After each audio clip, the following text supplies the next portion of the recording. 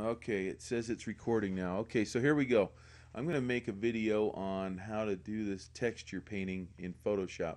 So real quick, I don't know how much time I have on this video, so I'm just going to really hurry through it. But the first thing I'm going to do is in multiply mode right here, and with just a regular airbrush, I'm just going to take a sketch and I'm going to just fill over top of my sketch a tone, because I like a tone to come through my texture. Okay, then I'm going to go ahead and get my texture palette out right here. It shows up there. Sometimes it shows up over here. I'm not really sure why it's over here now, but whatever. This right here is a texture. Let's check this. This is a texture that I already scanned and loaded in. I made that texture with paint. I'm going to select it. It's right here now. With this selected right here, I'm going to go ahead and brush. I'm just going to stay in multiply mode, and I'm just going to brush over this whole thing with my texture.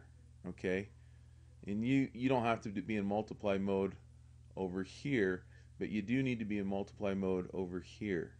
Okay, and I've got my scale at about 100%. I've got my depth at about 70. Okay, so now what I'm going to do is I'm going to come in here and get one of my favorite brushes for the time being, which is stock number 27.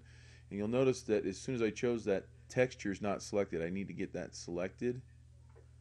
Okay, and then I'm going to go get another color. Let's see here. Just get something like this so I can demonstrate it. I'm going to zoom in so you can actually see the texture a little bit more. And then, whoops, let's select that color. Oh, I'm in multiply, that's why. Go back to normal mode, and there's the texture. Now let's take it off of,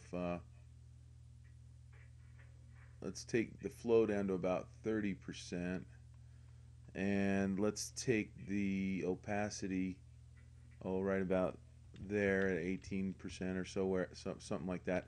And you can see that as I'm stroking, I'm gonna start building that texture up, right? And so down here I can be pretty soft with it, and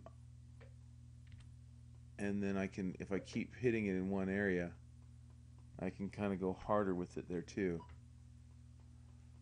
Now let me get another color. Let's see, let's get a brighter color and go on top of that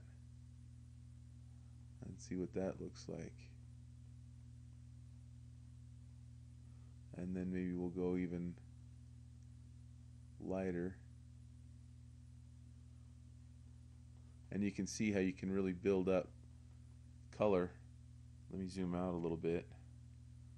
You know, it's relatively soft. Now, if I want to just paint on top of the texture, I can move the depth up here to 100%, and I'll only hit the peaks. Whoops. Let's see. Let's zoom back out. Okay, so I will only paint on the peaks of that texture. And then if I move the slider down, then I'll paint in the valleys and the peaks and everything in between. The scale of the texture will change